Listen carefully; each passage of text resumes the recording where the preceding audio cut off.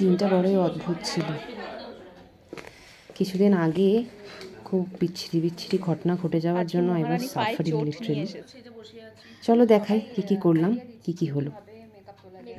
কিছু দিন যায়, সেই দিনগুলো শুধুই মনে করিয়ে দেয় যে জীবন সময়ও খারাপ হতে পারে, আবার শেষে সেটাই মনে করিয়ে দেয় যে সেই খারাপটাকে জয় করে এগিয়ে যাওয়ার নামই তো জীবন। কিছু ঘটেছিল, একটা ছোট্ট অ্যাক্সিডেন্ট, একটা ভার্বালি, একটা ফিজিক্যালির জন্য বেশ কিছুদিন আমাকে মোটামুটি পা তুলে বসে থাকতে হয়েছিল। হ্যাঁ, পায়ের উপর পা তুলে বসেছিলাম, বাট কষ্টে।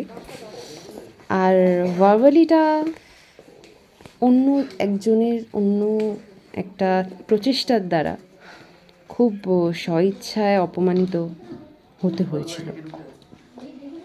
আজকে মহারানী পায়ে চোট নিয়ে এসেছে।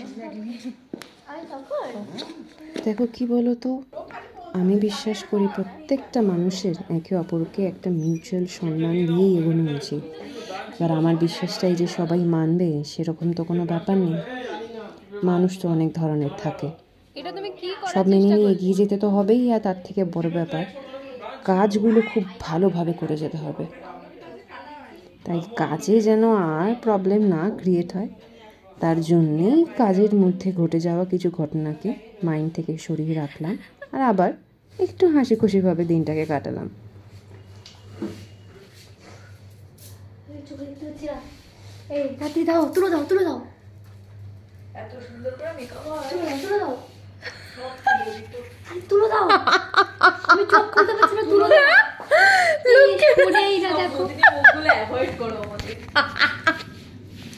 চোখ খুলতে পারছিলাম না।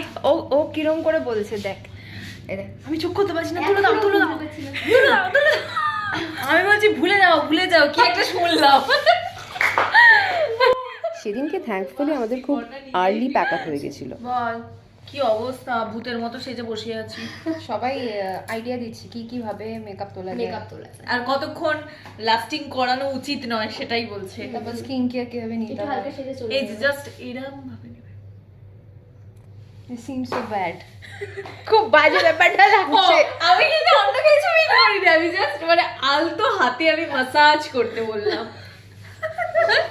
তো আমাদের শেষের পথে, এবার পালাবো, দেখি এরপরে কি করি।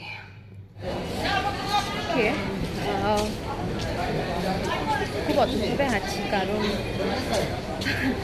অফকোর্স দেখলে পায়ে একটা সমস্যা হয়েছে, খুব বিচ্ছিরিভাবে চামড়াটা উঠে গেছে। তার জন্য আমার পুরো রেখে হাঁটা, মানে পুরো পাটা রেখে হাঁটা ইজ নট ওকে। কালকে পর্যন্ত হাঁটেই বারণ ছিল, ঠিক আছে, যাই হোক না, কালকের আগে পর্যন্ত। কালকে আমি হেঁটেওছি, একটা কাজেও গেছি। সো এবার বললাম যে এবারে কী করবো, ডিসাইড করবো। ভাবছিলাম যে আমি, যেহেতু আমার একটা তাড়াতাড়ি ছুটি হয়ে গেছে, যে আমি এরপরে will go for a parlour treatment, but maybe এবার সেই প্ল্যানটাও চেঞ্জ করবো, দেখি কী করি।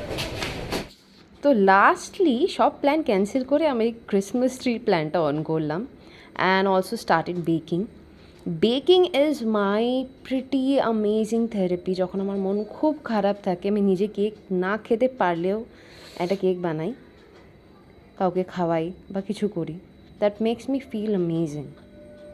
ওয়েল আফটার দ্যাট একটা সুন্দর ওয়েব ফিল্ম দেখলাম, দ্য ম্যানু ফ্রম হটস্টার।